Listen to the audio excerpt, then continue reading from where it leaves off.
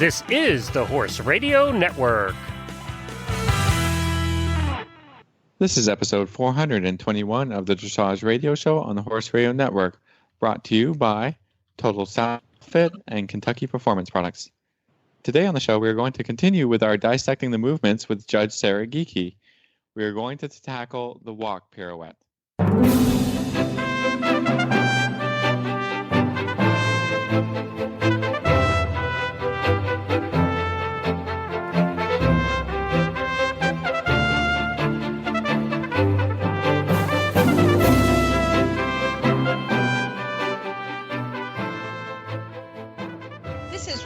Stanfield from Georgetown, Kentucky. And this is Philip Parks from Rockwood, Ontario, and you're listening to the Dressage Radio Show. Hi, Reese. Well, hey, Phil, how are you? I'm doing great. I love it. Do you guys have a horse show this weekend, or you have a couple weeks off? What's going on up there? Oh, no, we got another horse show. Oh, every weekend, basically, from the end of May until the end of August, some horse show going on somewhere that I've got to go to coach at or to ride at or something, so. So when you're traveling the world and I'm in Florida and you kind of make me feel bad, like, oh, we have to schedule a show around my trip to Hawaii or the Galapagos Islands.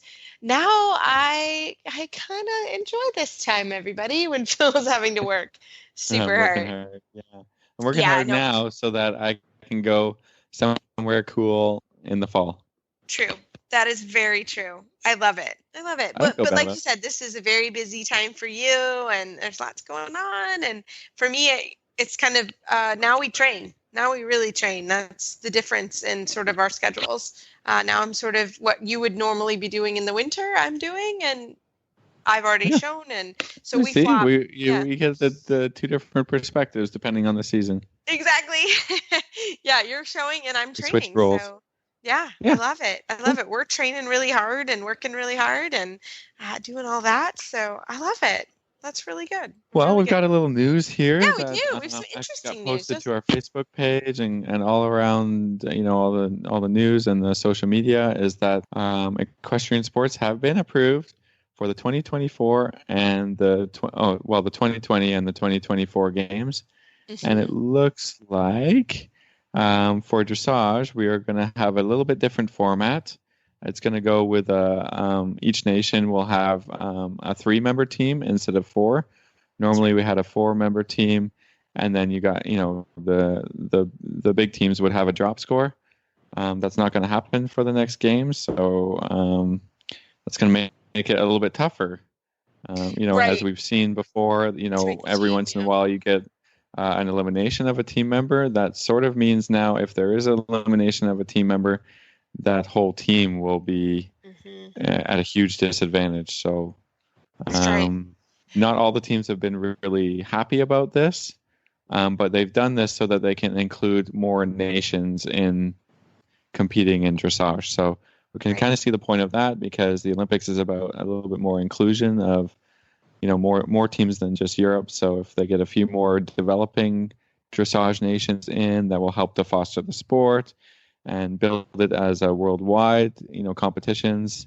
You can kind of see, what's going on there. So there will be 200 horses included in the Olympics and 60 will be in dressage. Yep, that's right. The rest will be jumping. The same thing happened with jumping. The rest will be jumpers, and the eventers will take out the all the other 140 horses. So it's great. I mean, the longer that we stay in the Olympics, the longer the world gets to experience our sport. I think that's great for inclusion and building the sport. I see here in the news also that Los Angeles and Paris are applying for the 2024 games. I guess between those two cities, one will get the 2024 games and the other will get the 2028 games. So it just depends who's going to host it first. Yeah. And we're going to find out mid-September when each of those cities will be hosting the games. But the next one, 2020, Tokyo. A lot of riders have talked about, getting mounts for that horse and building the horses that they have, maybe at the small tour level or the ones that are just starting Grand Prix now will be aiming for those games. Mm-hmm. Very so it's exciting. time to get geared up, right? We're always time to in go. dressage, we're always gearing up very, very early because it takes so long. it takes so long to get them to the top. Yes, it does. It does. Oh, very exciting stuff. Well, Phil, this week, we're not going to lie. We got some special requests for this movement. Phil and I were just going to gloss over the walk we might pirouettes. have tried to avoid the walk pirouette because it's kind of hard and complicated to teach. And I think that can be because no two horses need the same riding in the walk pirouette. They all, have a different kind of trick to it. I don't know how else to say it really, but some horses need a little this, a little that, but we're going to talk about it. We're going to attempt to do our best at demystifying the walk pirouette. We're going to do our best, right? We'll Sarah Geikie is a great judge. We've had her up here in Canada quite a bit, and I know that she travels all around the U.S. and she's also a trainer. And we've had her on the show before, and she's wonderful. Yeah. So we're looking forward to that segment. This Nutrition Minute is brought to you by Kentucky Performance Products, the company that simplifies your search for research-proven nutritional supplements at kppusa.com.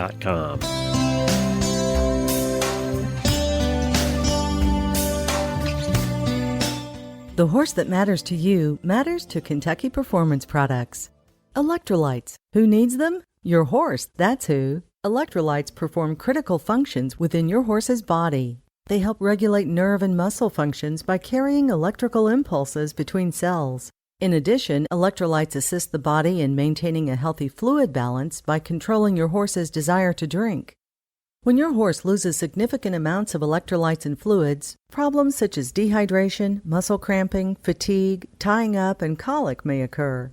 Even in mild forms, these conditions can have a negative impact on your horse's ability to perform and recover after exercise. Top riders and veterinarians turn to Summer Games Electrolyte to keep their horse healthy in hot weather, and you can too. Summer Games replenishes the electrolytes and trace minerals lost when your horse sweats, and it stimulates the thirst response so your horse continues to drink and stay properly hydrated. So when the going gets hot, trust Summer Games Electrolyte from Kentucky Performance Products to protect your horse. This Nutritional Minute has been brought to you by Kentucky Performance Products. You can find all of their terrific products at kppusa.com.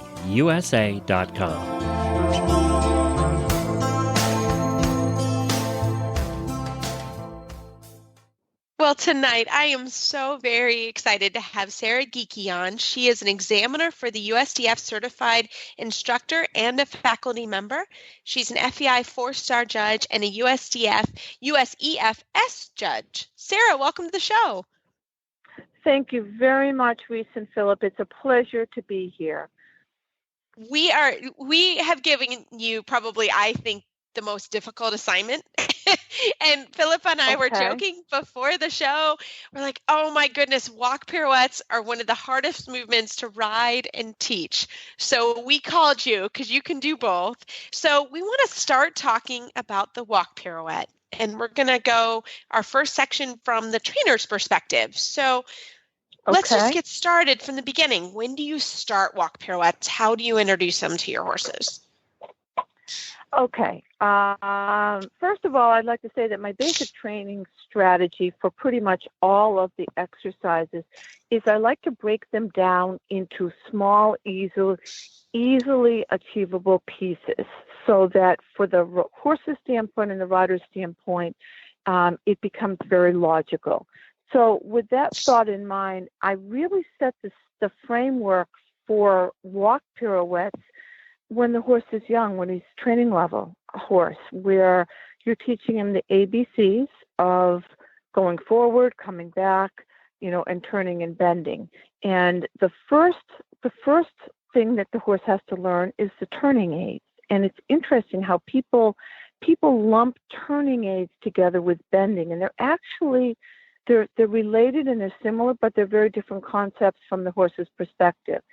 So what I do with my young horses is I teach them to turn from my outside aids. outside leg, outside lower leg, outside knee, outside upper leg, seat bone, and a soft, supple outside rein. And I want the horse to understand that when he feels my outside aids come against him in timing with the movement of his outside shoulder, that just means move over.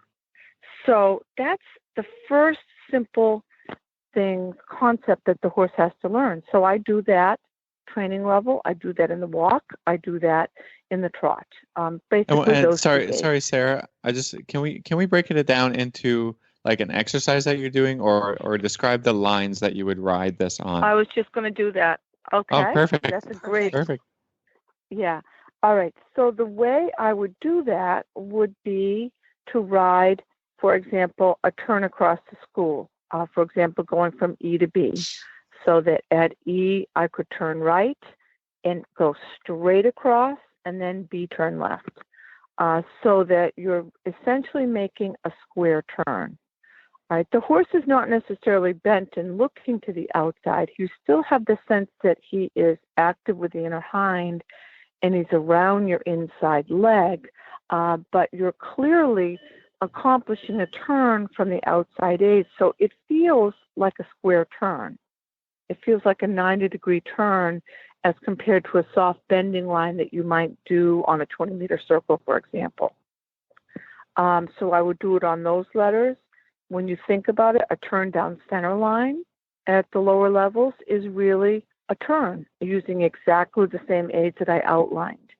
I want to clarify, too, when I talked about these aids, the outside turning aids, I don't want to imply that we lean or sit to the outside. We still want to sit level. It's the timing of our aids and where the emphasis of our aids is. It gives the horse the idea of what to do. So that's the first thing I do. Once the horse learns this and he easily understands to turn from the outside aids as he is following my weight aid through the turn, then I would start, assuming that there's no major issues in the walk, I would start making some quarter turns on the haunches in the walk. And again, I would make them very easy, and I could, for example, pick some letters in the arena. Perhaps when you get to the RSVP letters, you might make a quarter turn, go across the arena, and before the next letter, make another quarter turn, so that you're going to the second phase by incorporating the turning aids, but you're doing them a little bit more proper, so to speak, in the sense that now you are really going to add into the turning aids the concept that the horse needs to be more around your inside leg. And the other aspect that you will be incorporating in the second phase, is that in preparation for the turn, you're going to shorten the walk steps maybe a couple strides before the turn.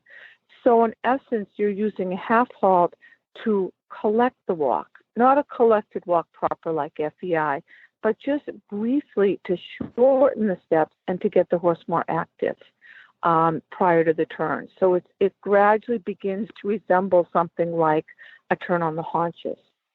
So I would proceed that way. And because of the horse's nature, having a stiff hollow side, it's going to be easier one side and easier the other side.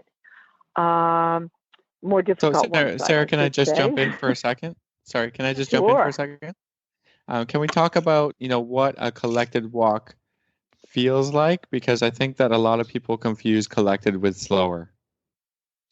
So, is there anything that you think about when you're making the walk a little bit more collected, or ways to prevent the horse from slowing down in the quarter turns, which I kind of see a lot in my instructing is the horse really slow and then making a turn that looks a little bit like the horse is stuck in mud. I don't think that's what we're after either. That's a brilliant question, and that's a very, very, very good point. At the lower levels where you're teaching a turn on the haunches, we know that's done from a medium walk, and the medium walk is active, has 4 clear beats. The horse is in a good contact and balance, as I was talking about collecting the walk in this particular scenario of an exercise, what we want to do is shorten the steps, but most importantly, create the feeling that the horse gets quicker off our aids, off our leg, and a little quicker and more electric feeling with his hind legs. And what that does is it helps to create the balance that the horse needs to negotiate the turn. Because really the two factors in a turn on the haunches or a pirouette in the walk involve the activation of the hind legs and the horse's ability to be supple enough and mobile enough in the shoulders to turn them around while he keeps the rhythm in the walk and while he's bent to some degree around our inside aid. So that's in that context, that's how I would define a collected walk. If we wanted to jump ahead and look at a medium walk in relation to a collected walk, we know a turn on the haunches is done from medium walk, and the pirouette in the walk is done from a collected walk. And so the difference becomes, the difference between those two is that in the collected, the horse can sustain a shortened base of support behind the saddle, as in more activity, quicker hind legs, not slower hind legs, for a more sustained period, because he's demonstrating a collected walk. And that, the collected Sarah, walk. Sorry, what level comes in the walk pirouettes? Because this is super important to know that there is actually a difference between the turn on the haunches and the walk pirouettes. There's a huge difference. That's a good question. In second level, as you do a turn on the haunches. All right. In third level, you do a turn on the haunches, and from then on in, you do a pirouette in the walk because it's ridden from the collected walk. Even when a rider is doing a turn on the haunches, one of the biggest issues and shortcomings is that the horse is not in the right balance to do a turn on the haunches. And what usually happens is their frame is too long, their strides are too big, they're covering too much ground. Mm-hmm. So when they go to prepare the horse for the turn, he's simply not in the right balance to be able to do it in the right way. So that's why even in the for a turn on the haunches, we talk about shortening the walk right before the turn to create that balance. Sarah, so can I tell you? Can I tell? Sorry. Yeah. Yeah. No, that was perfect. That's pretty good. That was perfect. Can I tell you a little exercise that I add to kind of help that concept? Because I liked you talking about the riding the box and the quarter turns, between RS and VP. So if I have a kind of a slow, lazy horse, what I like to do is kind of do short trot segments in between so where I'll do a quarter turn, trot out of it, come back, do a quarter turn, trot out of it, so that I don't end up with a horse that's much slower coming out of the turn. Then the horse, I find that if the horse sort of anticipates the trot a little bit, only if it's a quiet kind of your behind the leg kind of horse. I don't do it with a horse that is, a little hot to trot anyways and a little hot off the leg. But what I'd like them to be is hot off the leg. So if they anticipate the trot coming out of the turn, then they come through the quarter turn. What I find is they come through the quarter turn with a little more energy and excitement about it because they're thinking, okay, and then I'm going to trot off. And I find that helps builds the horse's strength and confidence from the rear end a little bit. So that's kind of what I do. Great exercise. From training horses. That's what I think about. So just wondering if there's any other things that you do with horses of different natures that would help with these exercises and help develop the quarter turns and the activity. For really to create the right balance, to do it is the whole key to the exercise. And what you described is very good for a horse that might be a little bit dull or maybe not a quick thinking horse. For a hotter horse, you might find that you would really want to stay in the walk and maybe intersperse halts. I'd like do a pirouette or turn on the haunches. Thinking the other way a little walk, bit. Yeah. Yeah. Halt. Just let them stand quietly and settle, and then walk forward, and then ride another one. There's so many ways to mix it up. Another thing that I do often is I ride shoulder in and then use the shoulder in as a preparation for the pirouette or the turn on the haunches, because that also helps to create the right alignment and the right balance for the horse, because he does need to be straight between your aids. And Another Sarah, thing no, go ahead. no, my question was going to be, what if you have a horse that has a little bit of a tricky rhythm in the walk? That's always a trick. It's hard to answer that without seeing it. But if you have a horse that's a little funny, what do you do with that? Interesting question, because one of the things we often see in judging is the horse mechanically will make the right steps and be on the right pattern, but because of the tension, which is almost always through the back on the top line, they lose the regularity. And that's a serious fault. So what I do with those kind of horses is I ride them deep. I don't ride them uphill in, say, the finished product collection or balance that you'd want for that test. I ride them low enough so that they can really keep their back soft and keep the connection continuously throughout their whole top line to the bit, so that you're really focusing on the supple connection throughout. And I find that's very helpful. And then with those kind of horses, I also would make it larger. I would make it even bigger than a schooling pirouette or a schooling turn on the haunches, so that you emphasize the alignment going into it and the relaxation of the steps and keeping the rhythm in the walk. And that's a really good way to preserve the relaxation in those kinds of horses, but also to really keep the horse active. A little bit of an aside is you can also carry through the idea of the turns on the haunches and the pirouettes by riding the same kind of turns in the trot.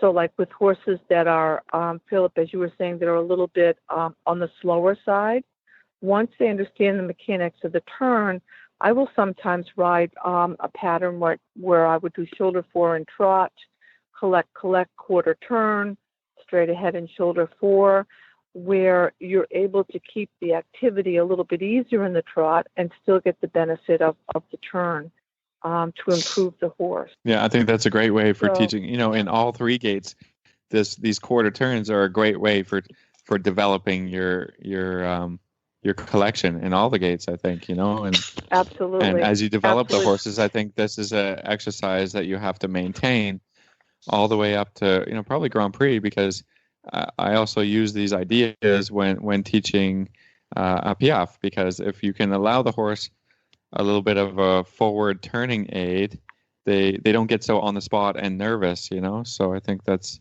like you said, to develop the suppleness, and a little bit travers idea and a little bit shoulder in idea is very beneficial for, getting the horse kind of on the spot, but not quite stuck on the spot with two stopping reins and no bend and no suppleness and no relaxation. Exactly. So I think you're so right. when you're starting to develop this in training level and taking it all the way through the horse's complete development, you've got a complete picture in mind. That's why I liked you said you introduce it early, but through different goals and achieving more and more collection in all the gaits, it has a very similar theme.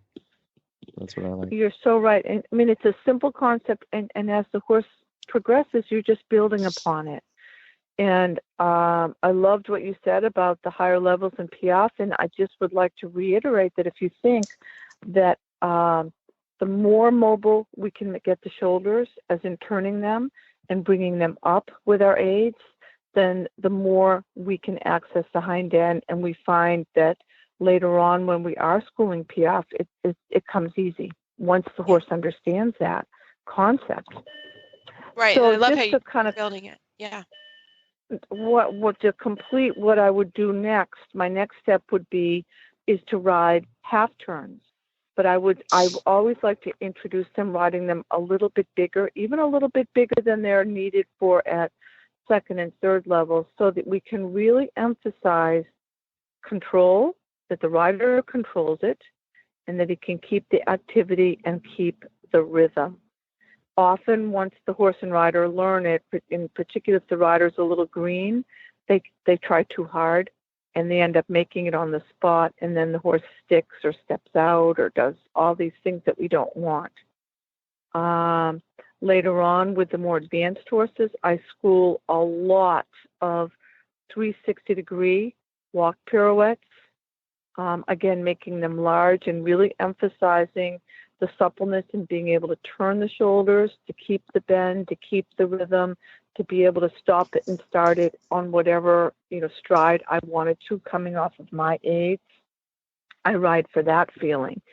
And as Philip said, the next step is the canter pirouette. So if the horse can do a really good walk pirouette, he knows the mechanics to do a canter pirouette. It's already built into him.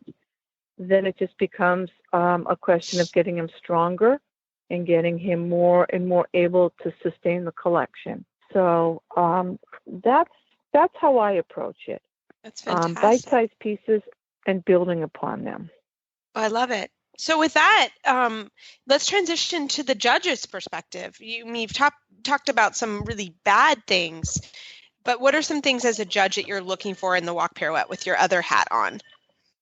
Okay. All right. Similar to most of the things I just said, when we judge these, we're looking to see, number one, the purity of the walk is maintained. As I touched upon before, if there's tension in the connection, it almost always manifests itself in the loss of rhythm, and that is a serious fault. That's a low score. So maintaining the rhythm, number one. And then number two, that the horse and the rider, because particularly at the lower levels, the riders simply don't know how to ride them. We're looking to see between the horse and rider that they understand the turning aids and that they're able to coordinate their aids to ride a fluid turn.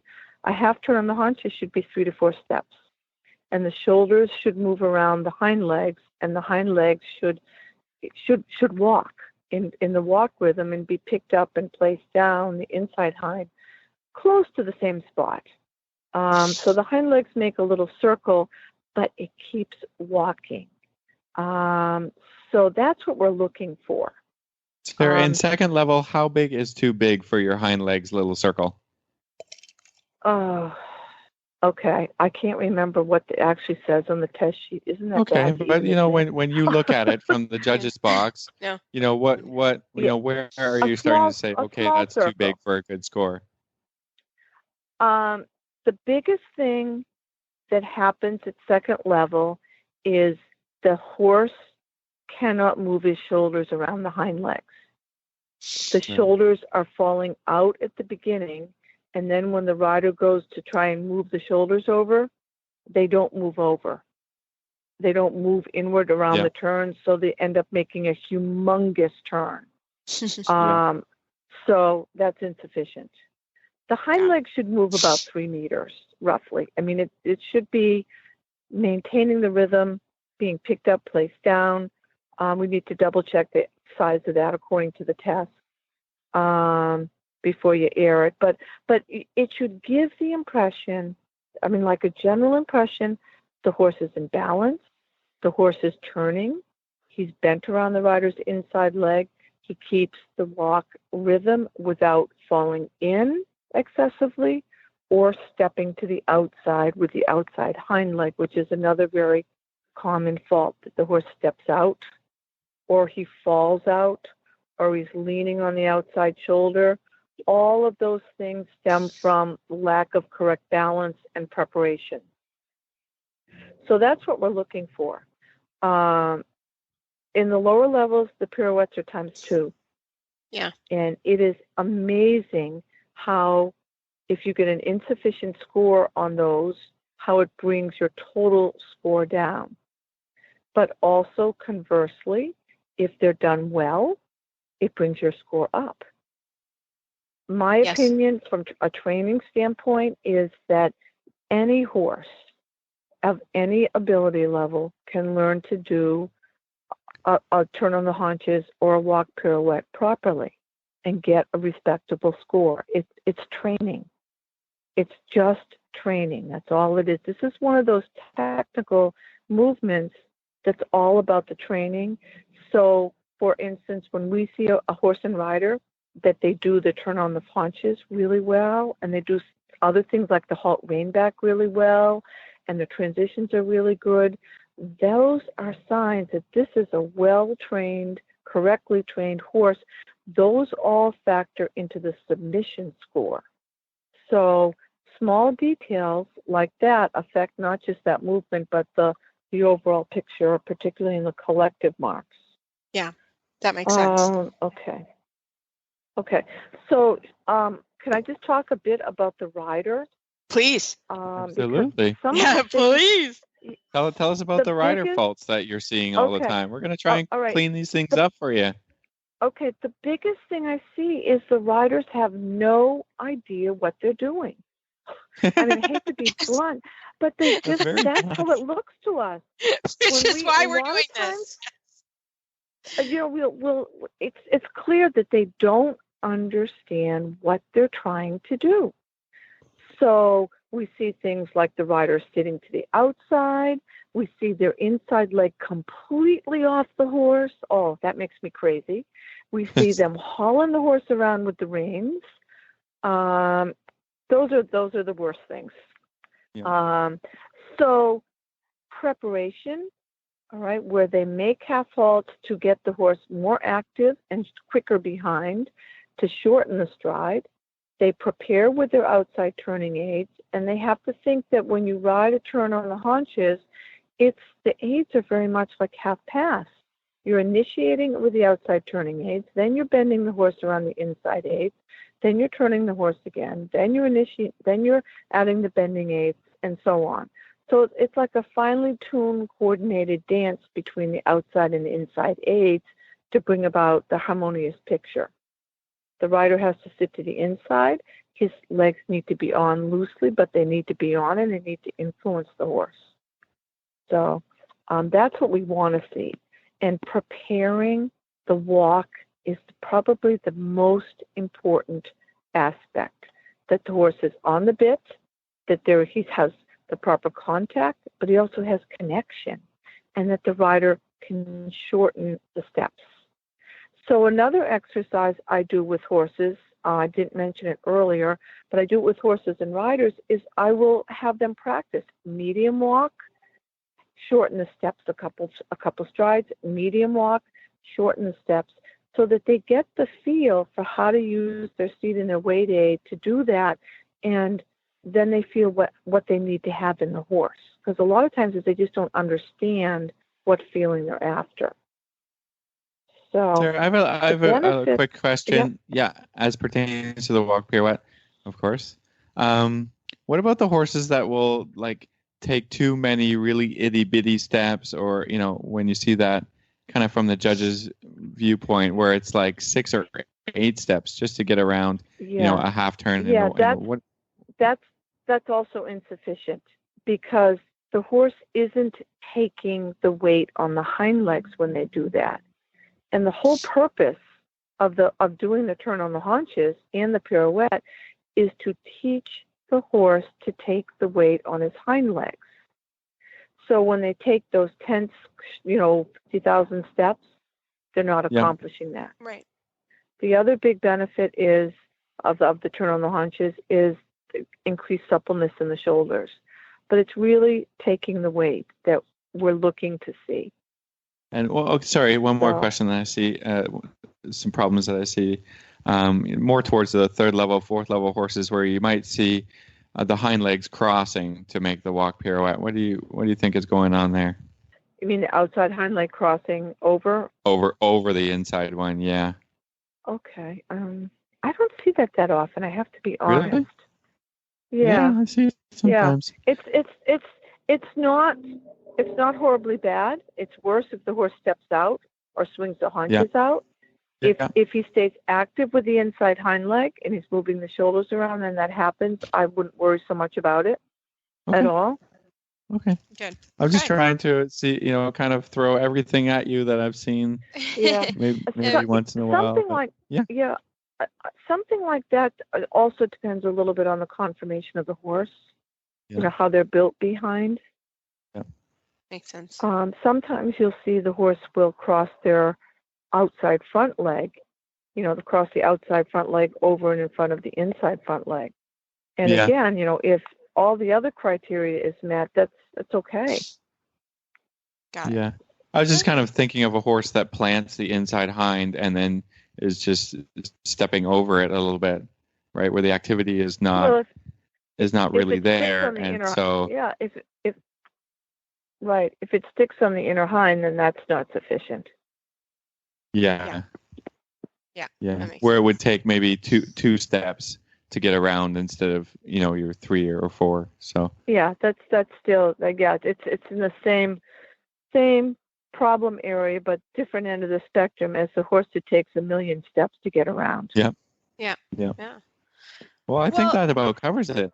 Yeah, Sarah, thank you so much. As you can see, everybody, this is really difficult, and judges, they want us to do them better because everyone struggles with this movement. This is a very hard movement, and take what Sarah said to heart and really practice them.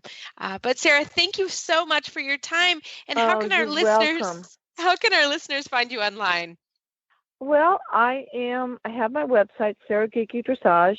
You have to pardon our dust because we're in the process of redoing it. I live in Connecticut, rural Connecticut, in a part that's called the Quiet Corner. It's a very rural part, but we have a lot of dressage activity here.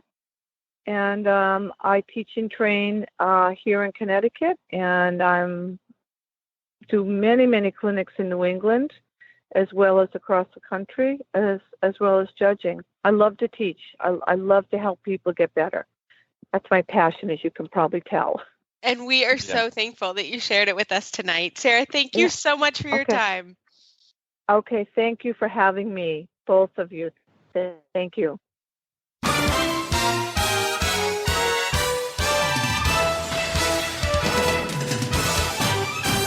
This week's dressage training tip is brought to you by Total Saddle Fit, home of the shoulder relief girth at TotalSaddleFit.com.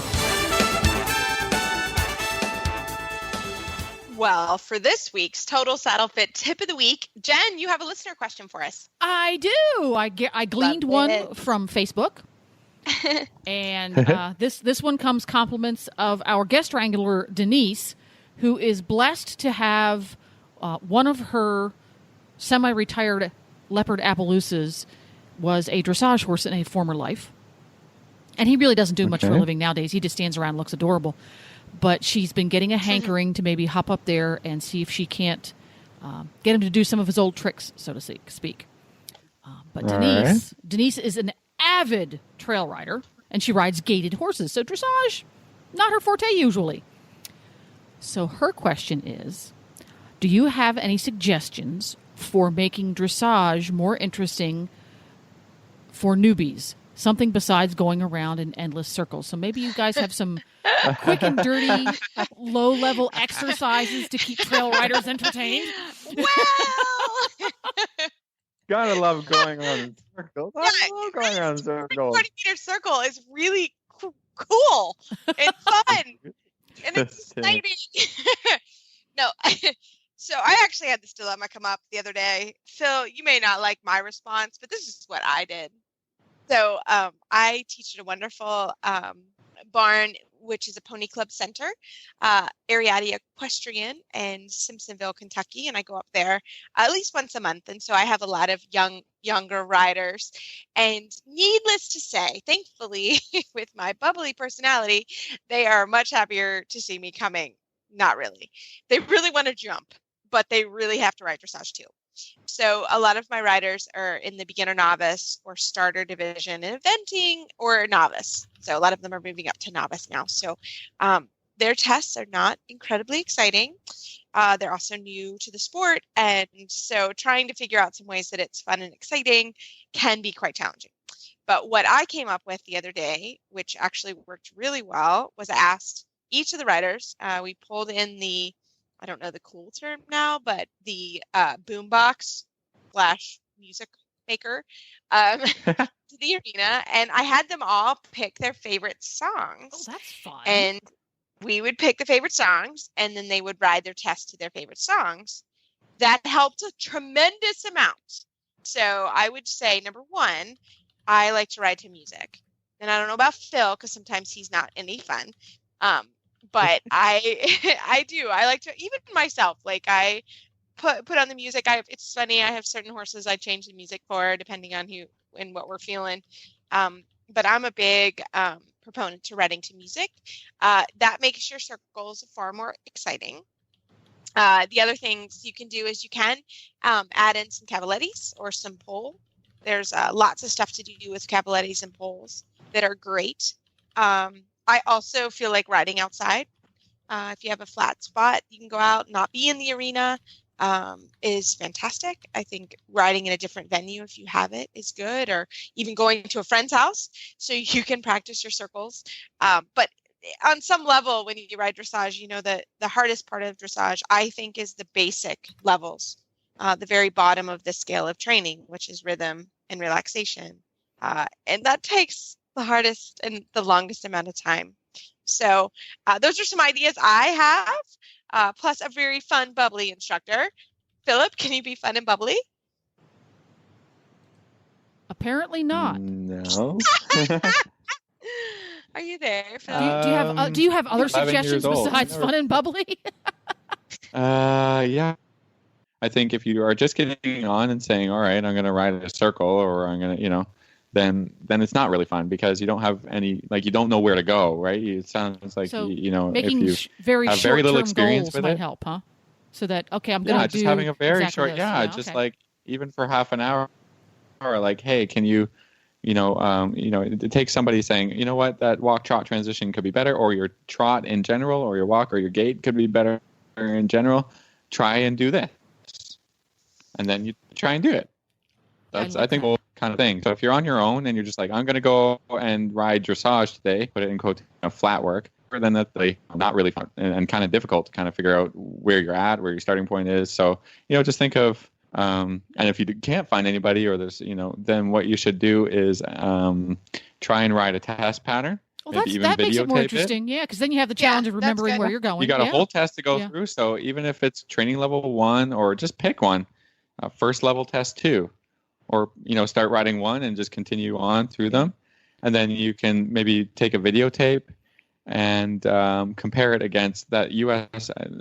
I know a lot of my students have really enjoyed, is it the USEF or USDF through the levels series, where they have riders ride all the, on the levels on videotape, right. And then a judge or something is talking through it and to tell you kind of what the point of the level is and what you should be looking for, and sort of compare your ride against, or even just on YouTube. I think you can look up some videos and whatever and say, okay, I don't look like that. And then try and figure out how to do that. And on on that same vein, one of the things that I will do sometimes, a lot more so when I competed, is I would take a dressage test that wasn't at a level I rode at. I could take a second level test or something like that. Yeah. And I would kind of jot it down, and I would substitute in movements that I could accomplish. So if it had a shoulder in trot, well, shoulder in trot really didn't happen in my world. Well, I'd substitute into that movement. I'd put the shoulder in walk. And I basically rewrite the test, substituting out movements that I could at least try to accomplish. And that was kind of a lot of fun, because it gave my brain a challenge to get the test so that I could still ride it. And then I could challenge myself doing movements that were at least doable. Sorry, there wasn't going to be any flying changes in my life, but okay, we'll put a simple change in there. And that was very entertaining to do, because it just gave you something to chew on. Yeah. I mean, if you're lucky enough to have a dressage horse already, you could give these movements a go, and then you say, well, its second level is a great level because it kind of has some more interesting stuff. So you say, well, I'm going to ride a shoulder in. Well, what is a shoulder in? Do a little research, go out there and see if you can kind of figure it out. I don't know. That's just my suggestions. I got one other one as we're chatting. Yeah. I love the book 101 Dressage Exercises.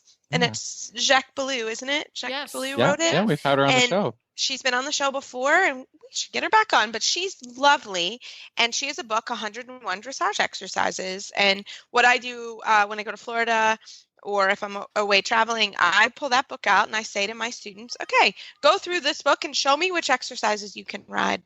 And I really do think that that's, again, it's something you can look at it and you can go do it. And I think that's a fantastic book to do it. And I would recommend that book for kind of anybody if you're kind of don't have a trainer, or there's a significant time between you see your, when your trainer.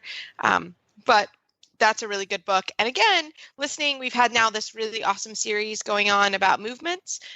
Listen to the show on the way to the barn and try a shoulder in or try a haunches in that we've done here on the show, and see if you can achieve that. So I think those are some great ideas. We got rolling on this one. Initially, we were like, but there's a lot of fun things and a lot of cool things that you can do with your horse. And it doesn't have to be perfect. That's the thing. Like when you learn anything for the first time, nothing has to be perfect. So feel free, just try it. And you won't typically, if you're taking it easy, you won't hurt your horse, and they'll tell you if they are ready or not. And it's a good way to do it. So yay! I hope that helps. Go and send us another email and see how it's going. Yeah. And then we can coach you from the radio show what a little needs bit. To happen? We all need to see a picture of Denise sitting up on the giant fancy leopard Appaloosa dressage pony. That would be awesome. Yeah. Please. His name's Spotzilla. That would be fantastic. Yeah. Oh, get out. Yeah, I Spotzilla. want to see Spotzilla. Super cool. Super cool. Yes, please send us the picture. That would be amazing. Cool. This tip was brought to you by Total Saddle Fit, the shoulder relief girth that Reese and Philip both love. And here's why. The saddle fit solution you have been waiting for is finally here. TotalSaddleFit.com is proud to introduce the Shoulder Relief Girth. This strategically shaped girth actually moves the girth line of your saddle back over 1 inch, thereby freeing your horse's shoulders from the saddle. Traditional girths pull saddles up against a horse's shoulders and often over the top of the shoulders. The Shoulder Relief Girth's recessed ends allow for the billets to buckle into the girth farther back to give your horse unparalleled freedom of motion. We are so certain that your saddle will fit better and your horse will be more comfortable that for a limited time we are offering a 30-day, 110% money-back guarantee. If you are not totally satisfied with your Shoulder Relief Girth, send it back for a full refund plus 10% of the purchase price. Don't wait. Order now for the best saddle fit solution available. At TotalSaddleFit.com. Visit TotalSaddleFit.com. Well, Phil, I enjoyed that Total Saddle Fit tip of the week. That was lots of fun, and it came from our Facebook page, and we love Facebook or email questions. Feel free anytime. We love it, and we really try to get to everybody's questions if we can. And you can find our show notes and links to today's guests on our website, dressageradio.com. Like us on Facebook, just search Dressage Radio Show. Follow us on Twitter at Horse Radio. My website is maplecrestfarmky.com, and my email is reese@horseradionetwork.com. The best way to find me is probably on Facebook, or my email is philip@horseradionetwork.com. I'd like to thank our sponsors this week for allowing us to put on a good show. And don't forget to check out all the other shows on the Horse Radio Network at horseradionetwork.com. Everybody, keep your heels down and your shoulders back, and we'll talk to you next week.